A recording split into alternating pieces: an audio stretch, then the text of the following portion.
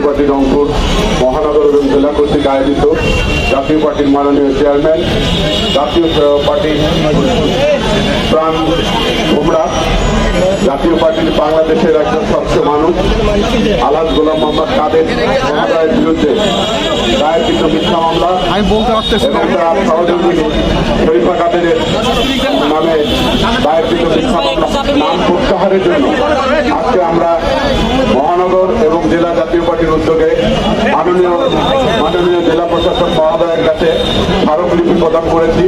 মাধ্যম হচ্ছে সব আমরা জেলা প্রশাসক আমরা যে অ্যাপ্লিকেশনটা করেছি সেই অ্যাপ্লিকেশনটা হচ্ছে স্বরাষ্ট্র উপদেষ্টা বরাবর স্বরাষ্ট্র উপদেষ্টা মাধ্যম জেলা প্রশাসক। আমরা মামলা প্রত্যাহার চাইনি, আমরা মামলা থেকে জিএম কাদের মহোদয় এবং শরীফা কাদের মহোদয়ের নাম প্রত্যাহার চেয়েছি। আপনারা জানেন যে রংপুরে আমাদের আবু সাইদ হত্যার পরে রংপুরে একটা বর্বরচিত হত্যাকাণ্ড হয়েছিল পৌরবাজারের সামনে। সেখানে আমাদের জাতীয় পার্টির মিরাজুল নামের 23 নং ওয়ার্ডের একজন কর্মী শহীদ হয়েছিলেন। আমাদের এই জাতীয় পার্টি বৈষম্য বিরোধী প্রথা আন্দোলনে নেতৃত্ব দিয়েছেন আমাদের সাবেক মেয়র, জাতীয় পার্টির মাননীয় কো চেয়ারম্যান, রংপুরের আমাদের শ্রদ্ধেয় বড় ভাই, রংপুরের মানুষের অতি পরিচিত মুখ প্রিয় মানুষ মোস্তাফিজুর রহমান মোস্তফার নেতৃত্বে রংপুরে সেই আন্দোলনে সহযোগিতা করা হয়েছিল। আমাদের ছাত্র ফ্রন্টকে নামিয়ে দেওয়া হয়েছিল এবং উনি নিজে যে আন্দোলনে সহযোগিতা করেছেন, মেডিকেলে যারা ভর্তি ছিলেন তাদেরকে আর্থিক সহযোগিতা করেছেন, তাদের পাশে দাঁড়িয়েছেন।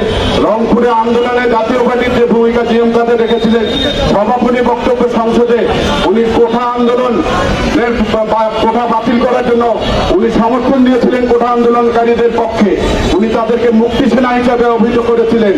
তাই আমি আমাদের জাতীয় পার্টির মাননীয় চেয়ারম্যান তার সহধর্মিনী গোলাম মোহাম্মদ কাদের এমপি, সাবেক এমপি মহোদয়ের নামে দায়েরকৃত মিথ্যা মামলা প্রত্যাহার স্বরাষ্ট্র উপদেষ্টার মাধ্যমে, জেলা প্রশাসকের মাধ্যমে স্বরাষ্ট্র উপদেষ্টাকে আমরা যে স্মারকলিপি প্রদান করেছি, তারা যেন অতি বিলম্বে আমাদের এই প্রয়োজনীয় ব্যবস্থা গ্রহণ করে। না হলে আমাদের মেয়র সাহেব আমাদের রংপুরের মাটির ও মানুষের নেতা, আমাদের জাতীয় পার্টির দুর্বল আন্দোলন গড়ে তুলব। প্রয়োজনে আমরা হরতালের কর্মসূচিতে যাব, প্রয়োজনে আমরা অবরোধ কর্মসূচিতে যাব এবং সকল কর্মসূচিতে জাতীয় পার্টির নেতাকর্মীদেরকে উপস্থিত থাকার জন্য বিশেষভাবে আহ্বান জানিয়ে আবারও জিএম কাদের এবং শরীফা কাদেরের নামে মিথ্যা মামলা প্রত্যাহারের দাবিতে আমার কথা শেষ করছি।